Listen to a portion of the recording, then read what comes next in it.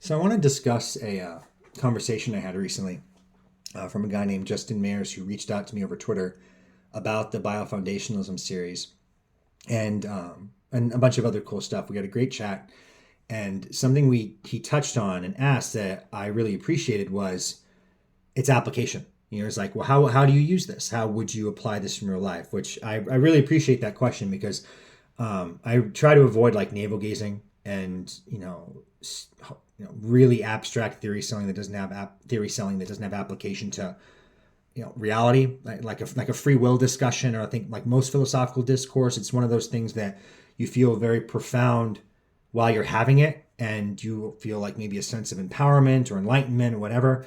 Then you wake up the next day and nothing changes, right? You don't have anything useful with that lets you understand people, day-to-day interactions, the world more effectively. um, I try to not do that, and so I want to discuss today how I would apply this and use it in day-to-day existence. So yeah, this is applied biofoundationalism, and I'm going to turn this into a part 8 essay from the series too, which I encourage you to read.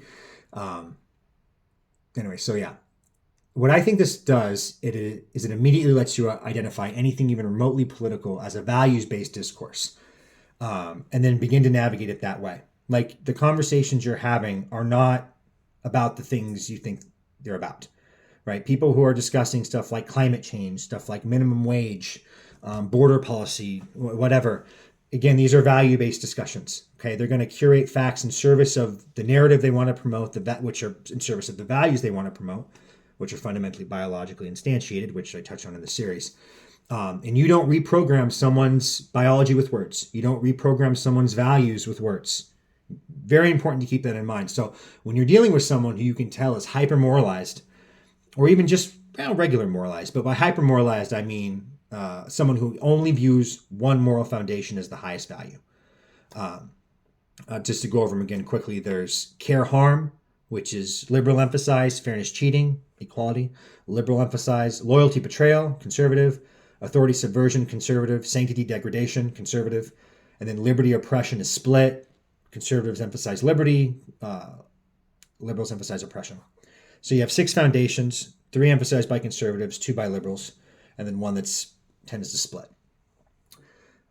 So what's the conversation about, right? If it's an order-based one, like, rule of law, cops, crime stats, etc., that's a guy who cares about authority subversion. He cares about order. So if you want to convince him of anything, you need to convince him that this is order instilling. It's order promoting, right? If you are trying to advocate another value foundation or moral foundation, it's a useless conversation. Same with you're dealing with a hyper moralized liberal.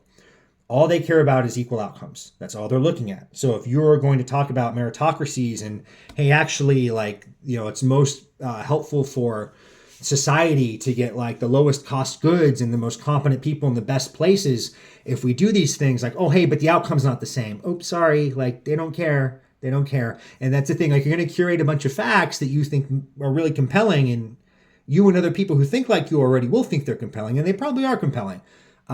You're not going to get anywhere with this person. You need to curate information and then create a narrative with that information about why what you're advocating is more in favor of care harm. It's more equality instantiating in this way.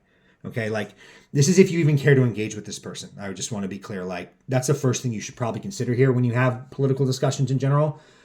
Is this a waste of my time? It probably is. Again, you're not reprogramming anybody with your facts. Your facts are great, but Ben Shapiro was wrong. Facts are a moot point, because political policy does care about your feelings. In fact, political policy is basically driven by feelings.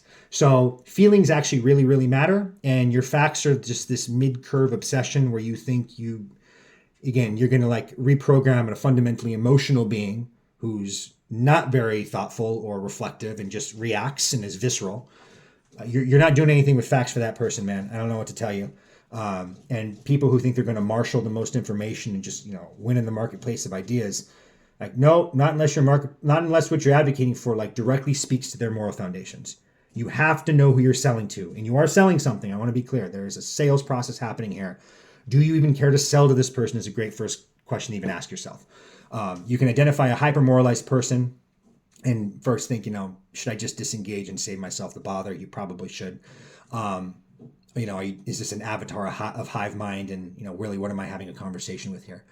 But I'm going to look at this as if you do someone you do want to engage with, right? Maybe it's a family member, a close friend, or whatever, for whatever reason. You're having a discussion with someone who's in a different moral foundation than you. And when I say that, I mean political party, I suppose. But to me, that's not the right way to view it. I'm even using this language to reinforce this. If you view it as like, oh, I'm just having a political discussion with someone who cares about political things, and they came to their conclusion with information, and I'm going to share my information. Like, they didn't come to conclusion with information. This applies to smart people, dumb people, all in between. Everyone is just, again, curating information in service of the narrative they want to promote. And academics and intelligent people, it's the same thing. The only difference with a smart person is they're going to have more layers of sediment you need to wade through, factual sediment. They might be able to, cherry pick a bunch of information that makes you feel like, wow, this person really came to an informed conclusion politically. Like, no, smarter people are just better with verbal intelligence and have better recall with facts, and they can bombard you with them. And then you think, oh man, this must be the right answer. Like, it's not the right answer. They just, again, they're better at elucidating and being compelling about their moral foundations. That's the only difference between a smart and a dumb person. The dumb person will basically be like, more cops are good. They're not going to go into crime stats. They're not going to go into some, these little academic studies about, well, actually advanced policing in Detroit ended up reducing this thing and being helpful for black communities. Like, they're not doing that, right? The cops good, order instilling. That's all they know. An academic educated person is going to decide all this, whatever that I just described to you as. And again, it's just in service of a conclusion they already had going in. Very important to understand this when you're dealing with anything sociological, political. These are post hoc justifications for moral foundations. Okay, so you want to engage with this person in a political discussion. How do you do it? How would you do it with applied biofoundationalism? So what I would do, step one, immediately identify the moral framework that you're dealing with. So as an example, and this is an example that was brought up in our talk, he told me, there's a girl, I was talking to a girl in San Francisco who was lamenting how it was a travesty that felons lose their right to vote. Oh, it's their, how sad. Like, you committed a violent crime and now you can't vote anymore. That's terrible, terrible stuff. But again, assuming you want to have a conversation with this person or convince them of anything, how do you do that? How do you do that when your immediate response is, that's fucking dumb? Like, of course they shouldn't vote. Okay, well, when they say that, remember, they're dealing on a care harm foundation. Okay, and they're looking at the felon, at the criminal, and be like, well, he is being harmed because he can't vote. That's not wrong, right? Like, that's not an incorrect statement, right? That's an example of like, well, that's a fact. Like, okay, like fact one. Again, they're picking facts in service of a narrative, which is in service of their morality. Okay, so how do you speak to a care harm moral foundation to convince this person? Because that's the level of discourse this needs to be on. If you start talking about effective policing or societal order or the liberty of people, you have no audience there. She doesn't care. She's hyper moralized on one foundation. She disregards the others. You will get nowhere fast. And it's basically two different languages talking past each other. And it really is a different language. You need to speak in her language. It's care harm. So how would I do that? Crime is a human rights violation, right? Violent crime, theft, all that stuff. Like, there's almost no worse human rights violation than crime. When a crime is committed, it's perhaps the worst kind of human rights violation you could imagine. And that vernacular is important, by the way, because human rights is a very liberal-minded, term. Use their language, use their moral language, use their political language. So why, San Francisco girl, do you think the felon's harm of voting is a higher order harm than the harm of a woman or a child who was subjected to that violence? Why do you want to enable the harm of other women and children and people of society at the hand of this? Like, should anyone just be able to harm whoever they want with no consequences? Obviously not, right? So, like, again, you can be less condescending than I'm being here, obviously, but you want to speak to that. Look at all the other people you're harming. Look at all the inequality you're propagating by trying to give a very small subset of society the rights that they lost when they committed this harm to others. That's not equal-minded. That's not advocating equality, actually. Okay, like it's the language you have to use, and you need to pivot it to that moral foundation and speak to that. The same thing if you were dealing with a libertarian.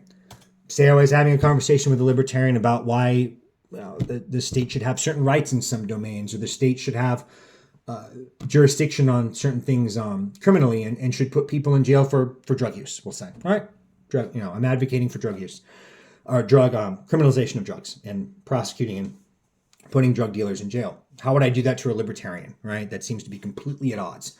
Well, a libertarian really, really, really emphasizes liberty, right?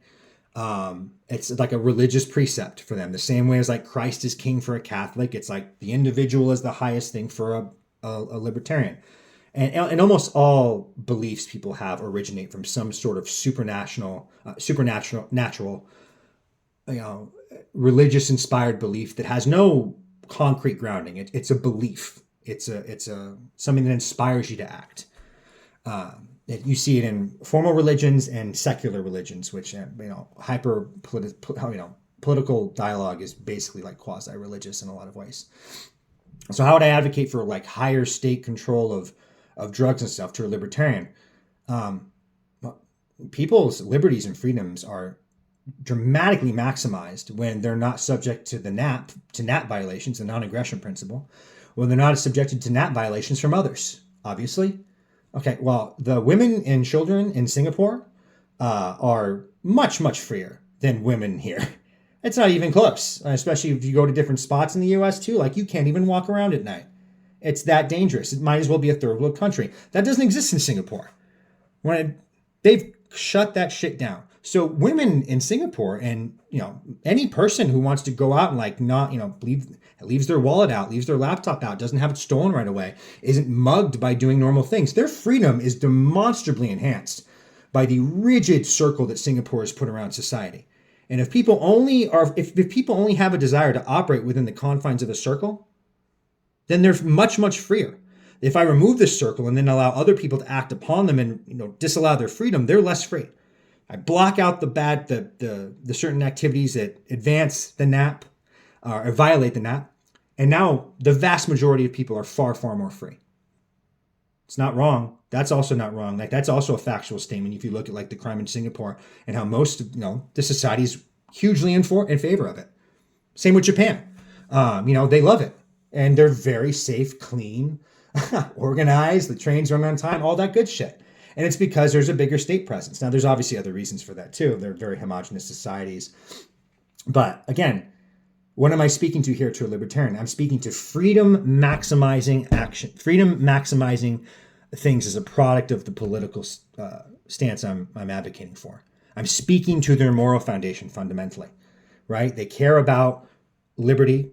And they care about order in some respect too, I imagine. So if I discuss how enhanced order leads to greater liberties for almost all of society, there's some libertarian angling to that, right?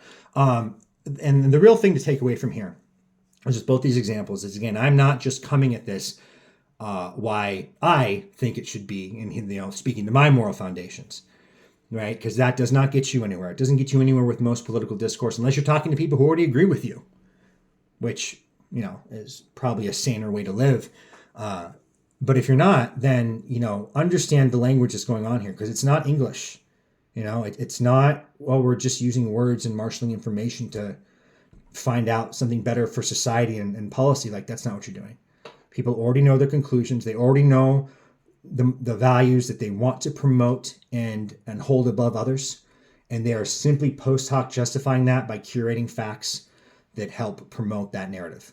So you need to understand those values and the narrative they're putting out there and give an argument that is consistent with those values and that narrative. So that's how I would apply this. That's how I would go about, understanding it's not fake news, it's fake narrative part of the essay. And then the moral foundation parts, the moral foundation utility, and then the part of society we're in now, which is a very decadent stage of it, where society is very hyper-moralized on the liberal end. Poorer nations tend to be hyper-moralized on the conservative end, right? You go to very poor spots in Alabama, very poor countries. They're going to they're going to hardcore emphasize the conservative moral foundations because you need that to instill order, to get things set up to even start to build wealth and success, right? You have to have those. Masculine because you have to, right? Is from the essay too. And then as you get richer and, more successful and prosperity comes, then you start to adopt the more liberal moral foundations because they have more utility for the rest of society. Feminine because you get to. And in this essay series, I map on the conservative liberal moral foundations to a masculine feminine dyad, which I mean, fundamentally, I just think is absolutely the case. And liberal moral foundations are a luxury that you get to have. They're a sign of success that you can even entertain them. So it's important to view, when you're discussing these things, you're fortunate to be able to even discuss them, right? Your nation should be so lucky as to have like a nonsensical minimum wage debate about a $50 minimum wage or something stupid. The fact that can even be in the discourse is a sign of success. It's a perverse one, but it is, right? Feminine because you get to, but masculine because you have to. If you are buckling down with like, all right, we're closing the borders, we're ramping up police force activity, the sanctity of these institutions will not be violated, authority subversion is held in high respect. That usually happens because think you're poor, there's poverty, or there's something bad happening, right? People aren't drawn to that unless they typically have to. It's a kind of a survival thing. It's very Darwinian in that way too. It makes a lot of sense. So conservative utility, conservative moral foundations have much more utility for poorer nations, nascent countries, or those that are suffering from entropy, fundamentally higher crime. Whereas the liberal foundations, they work in places like Sweden, where they're wealthy, they have relatively good order, and okay, well now let's worry about the distribution of resources. We should be so fortunate to be able to have a dialogue about the distribution of resources, right? So I don't want to get too off base here. I want to talk about the application of this. So I'm going to turn this into part 8 of this essay series, and I just wanted to make a video articulating this before that. So thanks for listening.